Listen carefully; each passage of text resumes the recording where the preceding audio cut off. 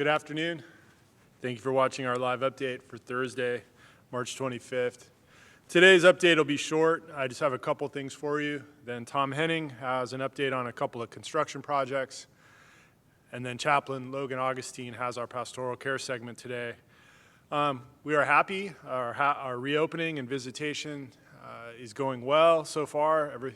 Everybody seems to be happy and compliant, and staff seem to be managing things well. So we're happy with where we are. It's been wonderful to see all your visitors and to see many of you out enjoying our different programs here in the theater and in the wellness areas and art studios, and outside. Lots of folks outside, especially today. The weather's nice and it's supposed to be nice over the weekend. We know you continue to have questions.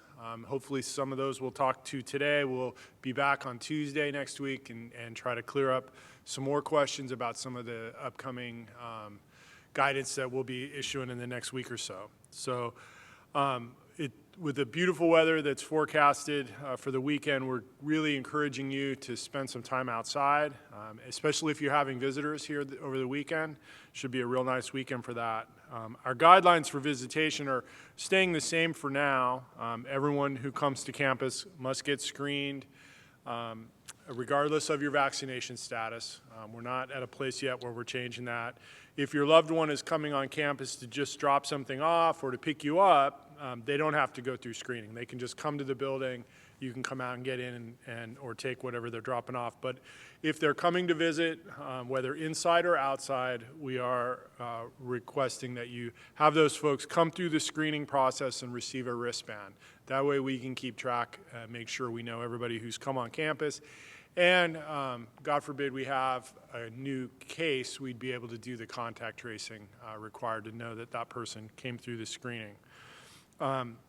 Visitors are required to wear a mask at all times, both inside the building and outside, outdoors. Visitation is only permitted either in your apartment or in your home or outdoors. Visitation in public spaces, dining rooms, lobby areas, that's not permitted yet. We'll probably get there at some point soon, but not yet. For independent living residents, the guidance basically remains the same. 2 visitors per resident or per couple in your home. Residents may visit with more than 2 visitors outside either on your patio or out in the ellipse or out in the courtyard or out in the Tower Green, somewhere like that, as long as you can maintain your social distancing. That's the main thing.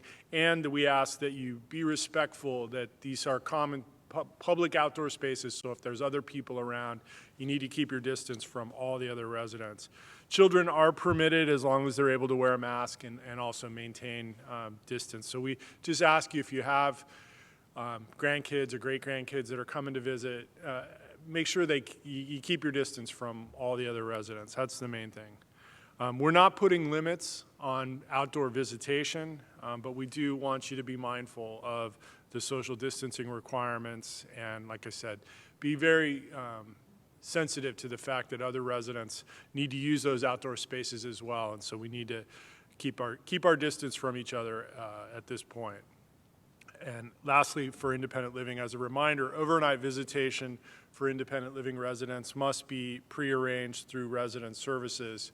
And if you're going to have someone spend the night in your home or an apartment, please call 804-264-6082.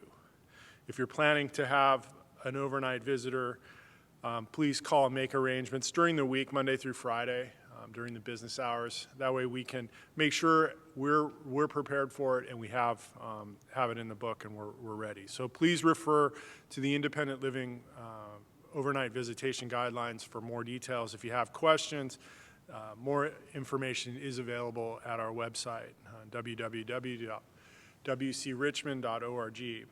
In assisted living, visitation in residence apartments is limited to 1 person at a time.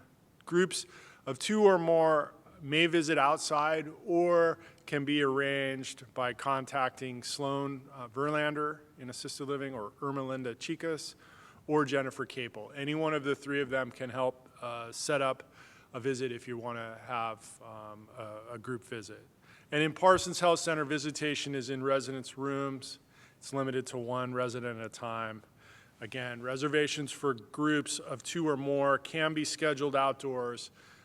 What you would need to do is contact Carrie Martin in the Parsons Health Center, and she can help schedule that.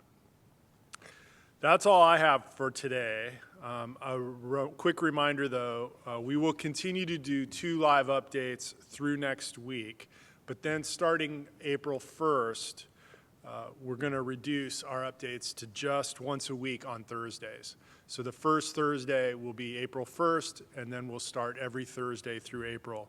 Hopefully, conditions continue to improve, and we'll just do 1 update a week for the foreseeable future. So I'll see you on Tuesday next week. We'll have more information about our next steps and some of the program changes we're looking forward to in the next week or 2. So next up is Tom Henning. I'll see you on Tuesday.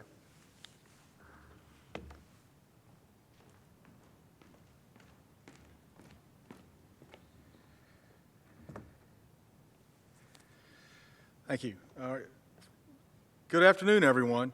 For the next few minutes, I want to update you on some exciting projects ongoing and new projects that will be starting in the next few weeks. We have the tower laundry rooms. We have the machines being delivered on the 31st next week to be installed and hooked up. We're going to test run them, and then we'll have it open for resident use on the 1st of April of next week. We will not start the renovation of the other floors until we have tested this out for about a week, and then we'll have the next floors start their renovation upgrades.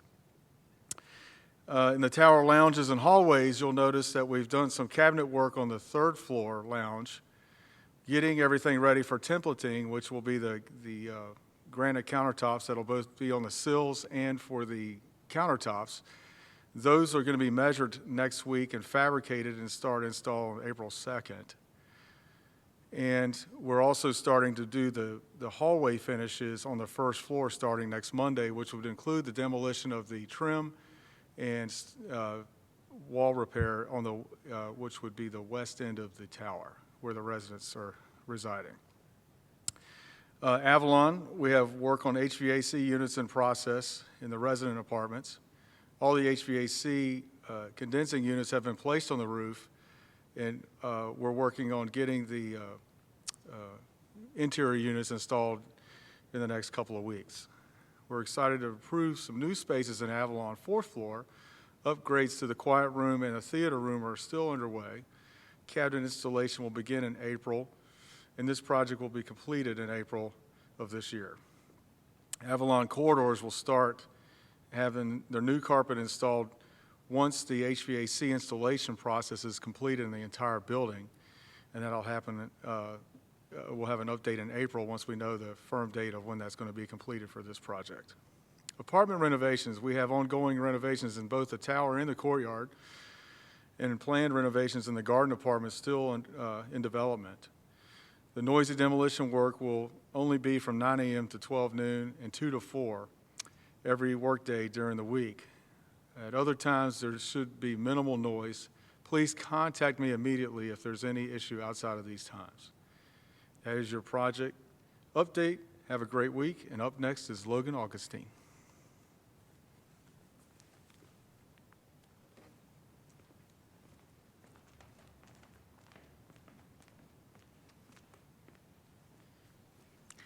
Good afternoon. I'm Logan Augustine with Pastoral Care. I have a couple announcements for you today as we approach Holy Week. First, A Sermon for Every Sunday airs this Sunday at 4 p.m. on TV 970. Kristen Adkins Whitesides, pastor of First Baptist Church, Winchester, preaches on the Gospel according to Mark for this Palm Sunday. Please join us on TV 970 for our Holy Week services beginning this Sunday. Our Palm Sunday service will be shown on TV 970 at 10:30 a.m. and 7 p.m. A bulletin for the Palm Sunday service can be found in your March prayer booklet. If you do not have a prayer booklet and would like a copy of the Palm Sunday bulletin, copies can be found in the center and tower lobbies, as well as on Touchtown. Pastoral Care has palms available to you should you wish to pick up one. They are located in the Tower Chapel, the Sanctuary, and the Center Business area. We also invite you to join us on TV 970 for our Maundy, Thursday, and Good Friday services at 10:30 a.m. next week. Bulletins for these services will be found in the upcoming April prayer booklet. Copies of the bulletins will also be available in the center and tower desks, as well as on touchdown. The observance of Passover begins this Saturday, March 27th, in the evening, and ends Sunday, April 4th. The following prayer is adapted from a Passover Haggadah by Rachel Altman and Mary Jane Ryan, as found in the devotional Prayers for Healing. I found this prayer particularly meaningful. We begin by honoring the light. We light these candles for our families, our beloveds, our friends, for all our relations, for those who are near, and for those from whom we feel an unwanted distance, for the newborn, for the elderly, and for all wounded children. May the candles inspire us to use our powers to heal and not to harm, to help and not to hinder, to bless and not to curse. May their radiance pour out upon our hearts and spread light into the darkened corners of our world. Amen. Please join us for our next update on Tuesday at 3 p.m.